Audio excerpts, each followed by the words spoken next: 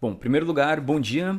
Desculpa a cara de sono. E eu tô fazendo uma gambiarra aqui, então eu tô usando a estrutura da live para gravar esse catálogo. A diferença é só que o som vai ser o som do gravador, então eu espero que o resultado fique legal.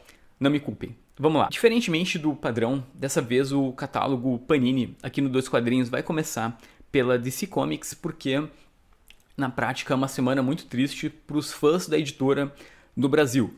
Perdemos ontem, vítima de uma pancreatite, o Felipe Morcelli, fundador do site Terra Zero. Eu nunca fui um amigo muito próximo do Morcelli, mas sempre fui fã do trabalho dele. E acho que o momento que a gente mais conversou foi na CCXP do ano passado. A gente ficou mais de uma hora conversando no Art Alley, e que me deixou muito feliz. Falamos do nosso projeto, de quadrinhos, assim, no geral.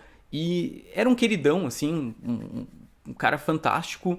E ele deixa um legado imenso para os fãs de DC no Brasil, por conta do Terra Zero, por ter escrito livros, por ter colaborado também na exposição do Batman 80 anos, mas principalmente por ser um ser humano incrível. Acho que esse é um grande legado que o Felipe Morcelli acaba nos deixando.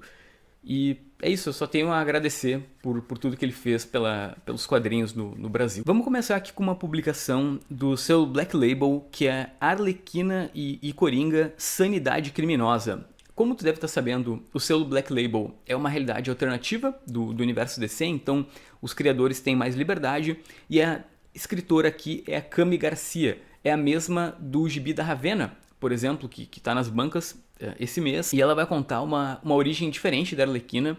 Ela trabalha, por exemplo, no departamento de polícia de Gotham, e ela está perseguindo um assassino, conhecido como Coringa, que é ligado ao passado dela. E aí tu vai descobrir isso ao longo da história. É um thriller psicológico e de suspense, segundo a definição da autora, e é tipo um episódio do CSI, sendo que ele sai em 9 partes lá fora. Ele ainda está em publicação, então deve ser algo que vai atrasar aqui no Brasil. E no caso aqui vão ser 3 encadernados, porque 3 cada uma dá 9. Aí, aula de matemática logo pela manhã. Aí descendo um pouco mais, a gente vai ter Arlequina número 3. E aí a gente chega no Batman 41, aqui no Brasil, que tem as edições 81 e 82 lá de fora. Essa revista do Batman, pelo menos na fase atual do Tom King, deve durar mais 2 edições, porque lá nos Estados Unidos termina no 85. E a edição 82 aqui é pura testosterona. É quando, quando tu vê as páginas vai entender porque eu tô falando isso. O Bane vai finalmente ter o seu confronto definitivo com o Batman. Eu gosto, de verdade, eu não gosto muito desse arco da cidade do Bane até aqui. Eu acho que o começo dele e o meio é meio sem graça, mas a partir dessa parte engrena bastante. Exterminador, volume 7 de 7. Quadrinho que foi indicado ao Eisner, acho que em 2017, como melhor nova série, e que agora está chegando ao fim na edição 50. E eu dei uma pesquisada sobre o motivo do cancelamento do quadrinho nos Estados Unidos, e o Christopher Priest, que foi o escritor ao longo de todas essas edições, ele disse que o quadrinho não foi cancelado por baixas vendas nem nada. Na prática, ele pediu pro editor para terminar do jeito dele. As vendas não eram espetaculares, mas também não eram ruins, nem nada do tipo. Então ele preferiu terminar por cima, e justamente ali na edição número 50. Eu só li o volume 1, acho que o volume 2 também, eu achei bem legal. E são encadernados que eu estou colecionando com aquele plano de aposentadoria. Aí quando eu me aposentar, eu leio tudo de uma vez. Liga da Justiça número 18, e aqui começa o último arco do Scott Snyder como escritor desse gibi. Vai ter um confronto da Legião do Mal com a Liga da Justiça em 10 partes, então ainda vai levar pelo menos umas 5 edições da revista brasileira para terminar, mas aqui começa o fim de uma grande fase. Mulher Maravilha número 41, que tem o anual número 3 da personagem, que também é um início de arco. Na verdade é uma introdução de um arco. Ele faz parte ali do evento Leviatã, que é aquele crossover que o Bendis fez na DC, e essa edição ela introduz uma nova personagem e abre caminho para o arco da Mulher Maravilha contra os Cavaleiros do Apocalipse. Então, se tu gosta de mitologia, é uma baita de uma publicação. Superman número 18, aqui a gente vai ver atenção, spoiler, que não é spoiler porque tá na capa, mas era um spoiler da edição anterior. Aqui tu vai ver o personagem lidando com a volta da Legião dos Super-Heróis para continuidade da DC, sendo que a Legião está interessada no John, que é o filho do Clark, e não no Super-Homem. Batman e Superman, volume 2. Essa publicação a Panini está usando para encaixar o ano do vilão, o ano dos vilões, e na publicação, vamos dizer assim, que dá o título ao quadrinho, que é o Batman e Superman volume 2, a gente tem um arco que complementa a história do Batman que ri. Se tu leu aquela revista mensal que o Panini publicou em 4 números, tu sabe que o Gordon foi infectado com a toxina do Coringa, ou do Batman que ri, na verdade, que é a fusão dos dois, e vai aprontar altas confusões no universo DC, e aí o Batman e o Super-Homem vão se juntar para resolver o problema. Então, espere vários personagens que riem aí ao longo da história, mas sendo bem honesto, por mais que seja uma ideia meio idiota e já tá perdendo a graça, é legal, o gibi é bom, é uma diversão assim bem despretensiosa, eu acho que vale a pena. Injustiça volume 2, que dá continuidade à série baseada nos games, e aí a gente chega no Batman Universo, que é um encadernado da Panini, que saiu originalmente num almanac lá nos Estados Unidos do Walmart, que é uma iniciativa nova da DC. E qual é o grande destaque aqui? Finalmente temos Brian Michael Bendis pegando o Batman. Não é o que a gente queria, que seria o Bendis com uma Liv, reprisando o que ele fez lá no Demolidor, escrevendo uma fase longa no personagem, mas é bom. É um gibi divertido, eu gostei bastante. Ele se chama Universo porque na trama o Batman ele tá atrás de um ovo que foi roubado de um museu pelo Charada, e essa busca vai acabar levando ele em todos os cantos que tu pode imaginar do universo DC. É uma pegada para toda a família, então não é o Bendis investigação criminal super sério, mas vale, eu gostei bastante. Batman Antologia. Essa publicação segue aquele padrão das antologias da Panini, então espere diversos momentos marcantes da história do Batman num único encadernado. É o tipo de quadrinho que eu acho que só é legal para novos leitores, para quem está começando, e aí tu tem a chance de ver várias histórias do Batman que já foram publicadas em outros lançamentos da Panini. Batman, A Maldição do Cavaleiro Branco, edição número 7, eu tô acompanhando conforme sai no Brasil, e isso tá bom demais. Essa edição número 7, de novo, mostra o quanto o Sean Murphy não tem medo de criar situações que são definitivas na história. Ele não tá estendendo tanto o universo de Cavaleiro Branco como a gente imagina, mantendo o status quo, e eu achei muito, muito bom. Universo Sonhar, volume 3, que é a continuação dos encadernados, e aí a gente chega no John Constantine, Hellblazer, Condenado, volume 4. Essa publicação ela tem um destaque que é a edição 200 do Constantine, é uma edição comemorativa que além de ter essa capa maravilhosa, que é um bolo de chocolate com cigarros, que é uma baita de uma ideia, como se eles fossem velas, a história é muito boa. A gente tem o John vivendo o que seriam vidas alternativas, onde ele é casado, ele vive uma vida de pai, inclusive, e aí são 3 histórias dentro de uma, e elas são conectadas, onde em cada uma tu tem uma esposa diferente pro John e uma consequência bizarra. Pra quem é fã do Constantine, é divertidíssimo, mas eu acho que é legal tu ler só se tu já estava acompanhando os encadernados normalmente. 100 Balas, volume 1, edição de luxo, lançamento que eu já tinha comentado aqui no Dois Quadrinhos. Eu acho que vão ser 5 volumes, se a gente seguir mais ou menos essa numeração. 456 páginas. Esse é um baita de um relançamento na prática. É uma série clássica da Vertigo, que até fez parte de uma espécie de remodelação do selo, porque geralmente a Vertigo era mais identificada com obras de fantasia, e de repente a gente tem uma série numa pegada completamente diferente. Aqui na história, eu acho que tu deve conhecer, na verdade, temos o Agente Graves, que ele oferece uma mala com 100 balas irrastreáveis para pessoas aleatórias. Ele chega para a pessoa e fala, olha só, eu tenho aqui, dentro dessa mala, provas de quem acabou com a tua vida e uma arma com 100 balas para tu se vingar. Essas balas são irrastreáveis, ou seja, se tu matar alguém, tu tá livre da polícia. A dúvida é, tu pretende resolver o problema ou tu vai continuar vivendo como tu já vivia até então? No começo parece meio aleatório, mas nesse encadernado tu já vai saber que existe um plano por trás, existe um motivo para tudo, e é um grande quebra-cabeça. Sendo bem sincero, Em vários momentos eu me perdi lendo Sem Balas quando eu acompanhei na publicação anterior, porque é muita informação, é muito personagem e reviravoltas, os personagens vão e voltam, mas no geral eu gostei muito do quadrinho, assim, tem histórias que não saem da minha cabeça, personagens marcantes. Procura ler Sem Balas se tu puder.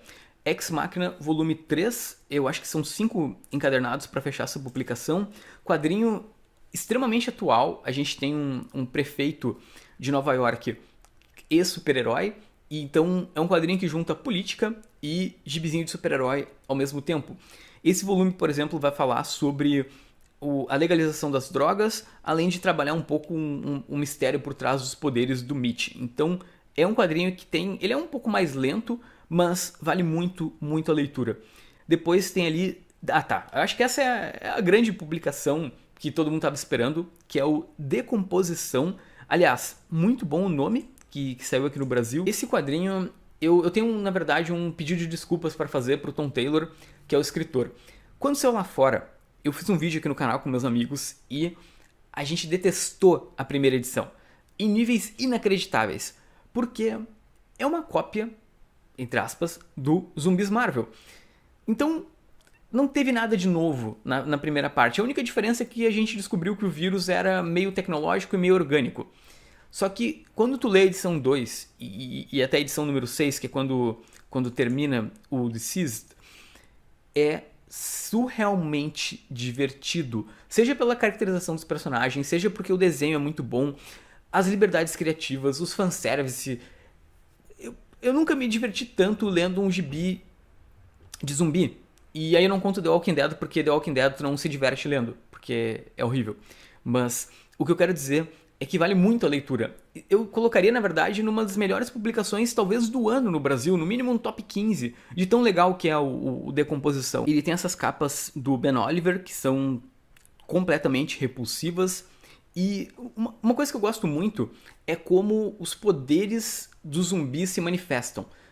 Eu não gosto de Zumbis Marvel, eu acho muito ruim a publicação, porque os zumbis eles se comunicam, eles planejam, aqui não. Aqui é o zumbizinho raiz, é o bicho do mal completamente descontrolado que só quer se alimentar.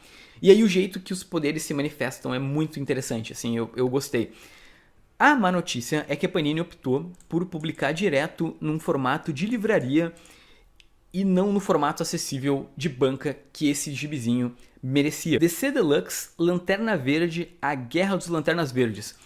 Esse quadrinho ele vem depois do Dia Mais Claro e antes dos Novos 52. É pré-reboot da DC. Eu não li isso ainda. Na verdade, eu parei no Dia Mais Claro, mas na verdade, não chega a ser o fim da fase do Jeff Jones, porque ele continua nos Novos 52, então a gente deve ter no mínimo mais 1 ou 2 encadernados. Batman Cavaleiro das Trevas, também sendo reimpresso no Brasil pela Panini, nessa versão com capa brilhosa. Aqui a gente tem um novo reajuste.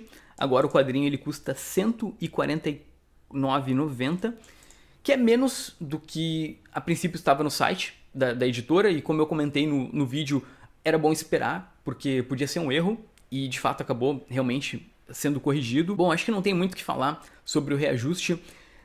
Minha opinião, Batman Cavaleiro das Trevas não podia sair nesse formato no Brasil, porque, olha só, ele tem ali as 4 primeiras partes, que são a minissérie original, e depois tem o Cavaleiro das Trevas 2, que é consenso de todo mundo, ninguém gosta desse quadrinho, e ele acaba sendo empurrado para nós leitores dentro de uma publicação maior, sendo que, se saísse só o Cavaleiro das Trevas 1, seria mais acessível e principalmente, o Cavaleiro das Trevas ele acaba sendo um gibi de entrada. Quando eu quis começar a ler DC Comics, uma das primeiras coisas que eu fiz foi pesquisar, beleza, quais são os melhores quadrinhos do Batman? Cavaleiro das Trevas, tipo, tava no top até dos melhores quadrinhos da história. Então, a gente tem esse penduricalho, que é o Cavaleiro das Trevas 2, e ela também dificulta para ter novos leitores, porque o cara vai dar de cara num quadrinho que custa R$150 para começar um hobby que ele não vai começar. Batman Piada Mortal, também sendo reimpresso, clássico absoluto do personagem. É a HQ definitiva sobre o confronto do Batman com Coringa. Crise de Identidade, quadrinho também que eu acho maravilhoso, só pra constar, faz parte de um período mais sombrio da DC. Pra mim é a melhor crise de todas. Pra quem curte super-heróis, eu acho que tem poucas histórias tão disruptivas na linha tradicional da DC, que vão mostrar coisas tão horríveis por parte dos super-heróis que tu pode imaginar. Depois ali na parte de baixo, para terminar o catálogo da DC, tem a linha Teens e Kids. O primeiro deles é o Arlequina Quebrando Vidraças, um quadrinho voltado para os adolescentes e que concorreu a 3 categorias no Eisner. Melhor publicação, obviamente, para adolescentes. Melhor desenhista, porque o desenho disso aqui é sacanagem de lindo. E melhor roteirista, que ganhou a Mariko Tamaki. Se eu não me engano, ela é a roteirista do This One Summer, que é um grande quadrinho.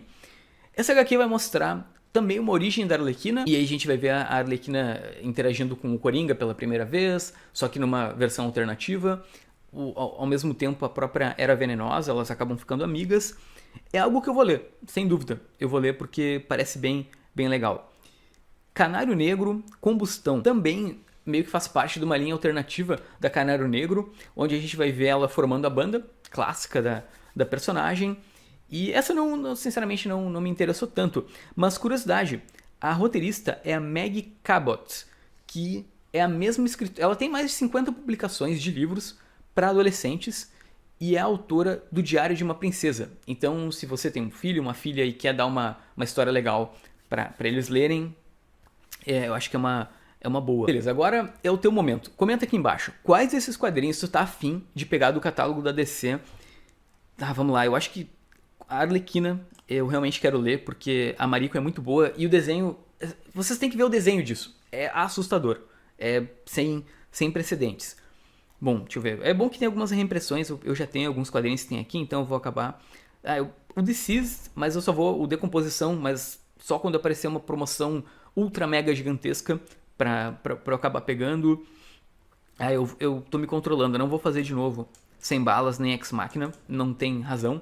Então eu vou continuar lá com os meus encadernados simplesinhos. Foi muito bom te ter por aqui. Eu espero que esse vídeo tenha sido útil. Mas lembrando que ele só se completa realmente se tiver o teu comentário aqui embaixo, tá bom? Se cuida. Fui.